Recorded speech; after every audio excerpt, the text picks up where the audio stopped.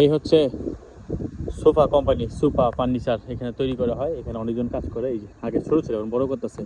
এই যে জায়গাটা দেখতে পাচ্ছেন, দেখা যাচ্ছে এই জায়গাটাও আপনার ক্লিন করতেছে। এই যে আগে এরকম মানে গাঁথা ছিল, এখন দেখেন পড়ে যাচ্ছে।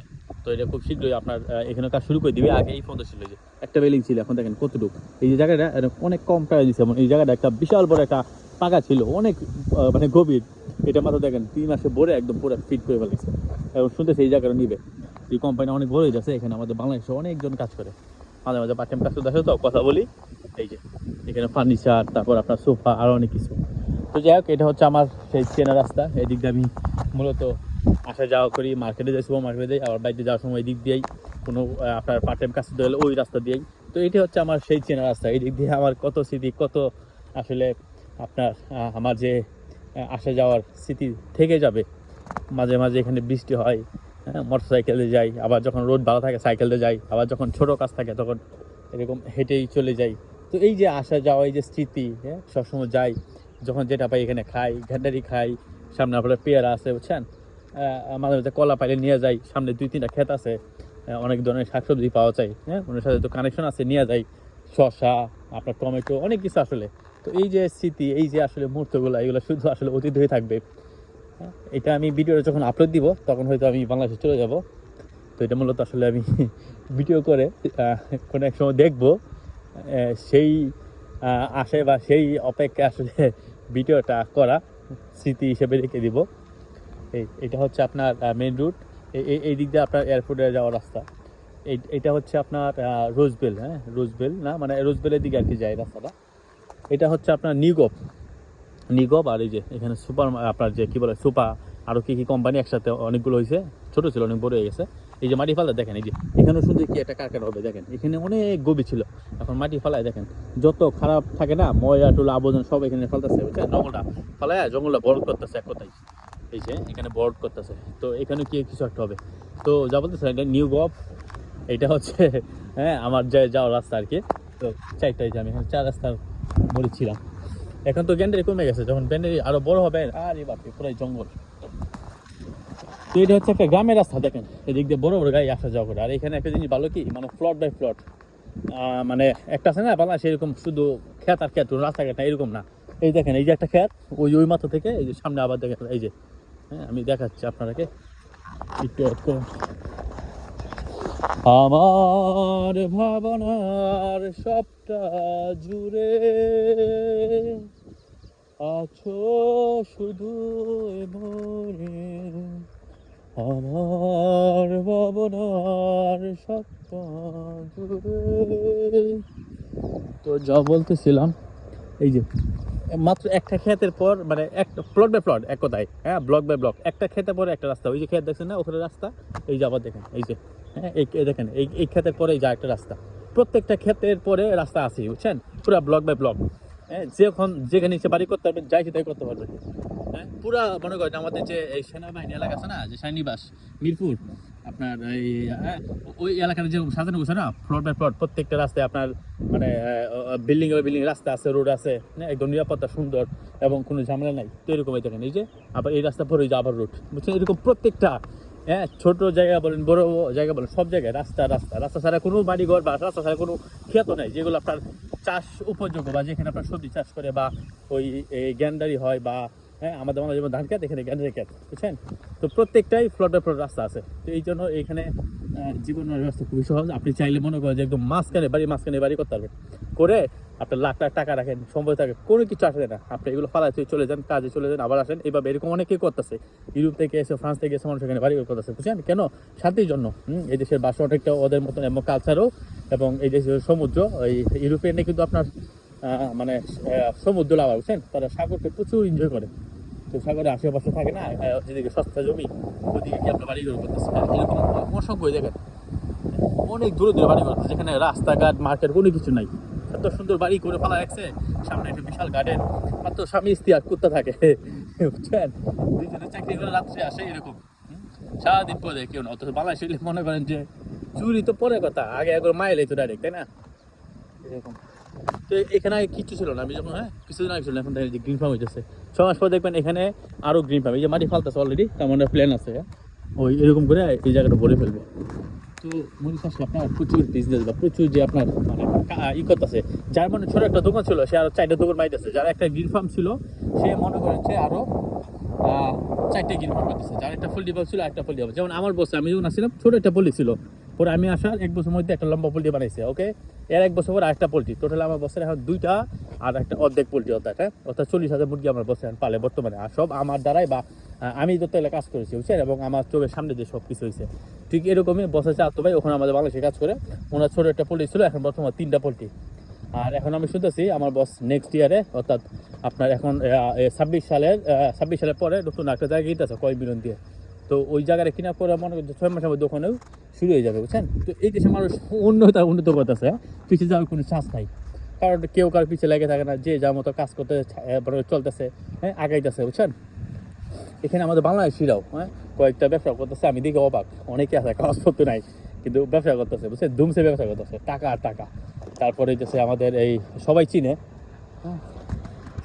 এটা কি বলে উদ্দিন নামে, উদ্দিন, তিনি মানে ছোট একটা দোকান ছিল, আর আজকে মাত্র 1 বছরের মাথায় তার এখন 3টা রেস্টুরেন্ট, বিশাল বড় বড়, আবার এত ক্লায়েন্ট আসে যে মানে ওনাদেরকে সার্ভিস দিতে গেলে ওনাদের প্রায় একদিনেই 10 থেকে 12টা লোক লাগে শুধু কন্টিনিউ বুঝছেন। এরকম কি একটা অবস্থা, মানুষ আর মানুষ এত বেচা কেনা, এবং সে মানে ব্যবসা শিখে ফেলেছে বুঝছেন। তো এরকম আরও আছে এই দেশে ব্যবসা করতে পারলে অনেক কিছু।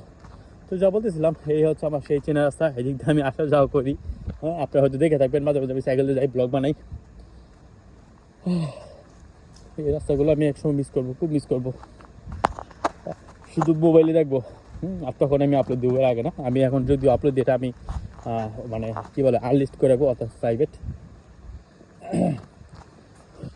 দেখেন এই আপনার আউর এলাকা, আশেপাশে কোনো বাড়িঘর নাই, দেখেন এখানে মতো কারেন্টের বিদ্যুৎ, হ্যাঁ, অথচ আমরা স্বপ্ন দেখি কবে আমাদের মানে কারেন্ট ঠিকমতো থাকবে, কারেন্ট কখনো যাবে না, তাই না।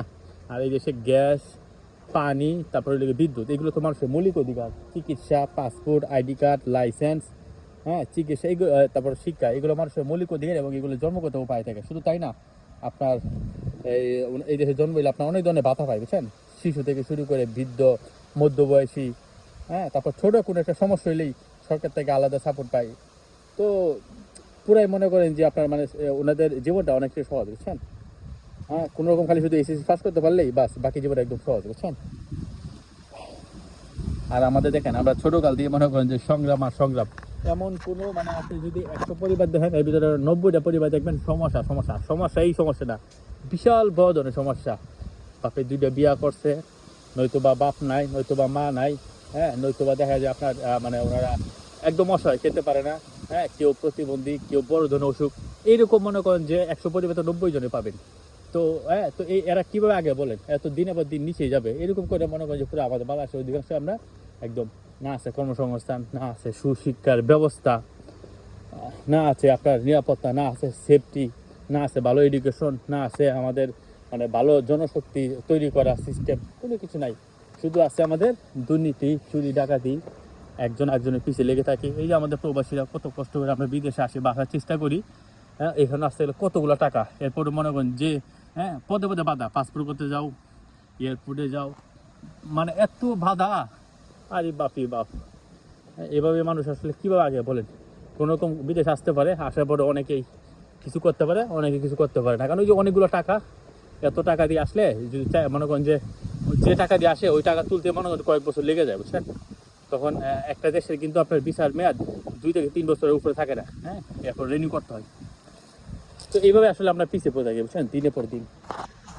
তো যা বলতেছিলাম, এই সে আমার সেই চেনা রাস্তা, এখানে হ্যাঁ আমি মাঝে সাঝে পার্ট টাইম কাজ করতাম, বা হ্যাঁ যেহেতু করতামই বলা হবে, করতাম।